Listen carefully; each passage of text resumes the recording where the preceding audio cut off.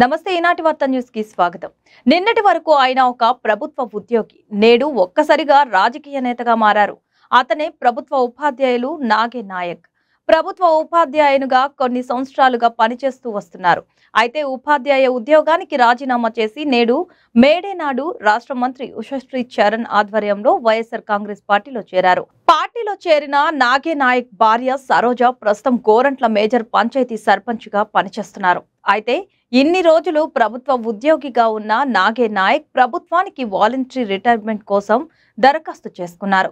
ప్రభుత్వం ఆయన వినతిని స్వీకరిస్తూ ఆగస్టు 30వ తేదీ నాటికి ఆమోదించడంతో మే 1వ తేదీ నుంచి ఆయన సాధారణ వ్యక్తిగా మారి రాజకీయ రంగ ప్రవేశం చేశారు. ఈ సందర్భంగా బుధవారం గోరంట్ల మండలంలోని తన నివాసంలో మంత్రి ఉషశ్రీ చరణ్ నాగే నాయక్ మరియు ఆయన అనుచరులకు పార్టీ కండువా వేసి ఆహ్వానించారు. గోరంట్ల మండలంలో బీజేపీ పార్టీని వీడి కాంగ్రెస్ పార్టీని వీడి తెలుగుదేశం పార్టీని వీడి దాదాపు 100 కుటుంబాలు ఈరోజు జగన్మోహన్ రెడ్డి గారు పైన ఉన్న అపారమైన నమ్మకంతో ఈరోజు వైఎస్ఆర్సీపీ పార్టీలో చేరడం జరిగింది. వీళ్ళందరికీ కూడా పార్టీలో పేరు పేరున మీ అందరికీ కూడా హృదయపూర్వకంగా స్వాగతిస్తున్నాను. ఈరోజు పార్టీలో ఎవరైతే చేరినారో వాళ్ళందరికీ కూడా పార్టీ ఎల్లప్పుడూ కూడా మేము వాళ్ళ అండగా ఉంటాం.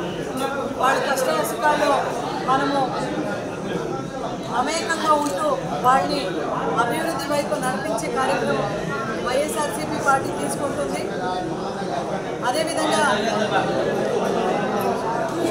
అదేవిధంగా గోరంట్ల మండలంలో ఈరోజు దాదాపు 100 కుటుంబాలు టీడీపీ, కాంగ్రెస్, జనసేన, బీజేపీని వీడి వైఎస్ఆర్సీపీ పార్టీలో ఈరోజు రావడం జరిగింది.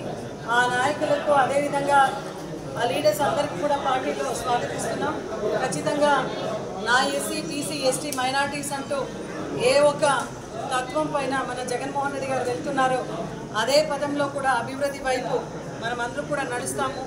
అదేవిధంగా పార్టీలో కొత్తగా చేరిన వాళ్ళందరికీ కూడా సంక్షేమం వైపు, అభివృద్ధి వైపు మనము ఖచ్చితంగా నడిపిస్తాం అనే ఒక గట్టి హామీ మీకు ఇస్తూ మనమందరూ కూడా కలిసికట్టుగా పనిచేసుకుంటాం. మీ కష్టసుఖాల్లో మీ ప్రతి ఒక్క అడుగులో మేము అండగా ఉంటామని మీకు గట్టిగా హామీ ఇస్తూ నిన్నటి రోజు చంద్రబాబు నాయుడు గారు మేనిఫెస్టో రిలీజ్ చేశారు. ఆ మేనిఫెస్టో ఎంత ఘోరంగా ఉంది అంటే చంద్రబాబు నాయుడు గారు, జనసేన, పవన్ కళ్యాణ్ గారు, బీజేపీ, మోడీ గారు ముగ్గురు కలిసి కూటమి ఏర్పాటు చేసుకున్నారు. కూటమి ఏర్పాటు చేసిన అనంతరం వాళ్ళు చేసే కార్యక్రమం అన్నీ మీరు చూశారు. ఆ రోజు మోడీ గారు విజయవాడ వచ్చారు, కనీసం చంద్రబాబు నాయుడుని గెలిపించండి అని కూడా అడగలేదు.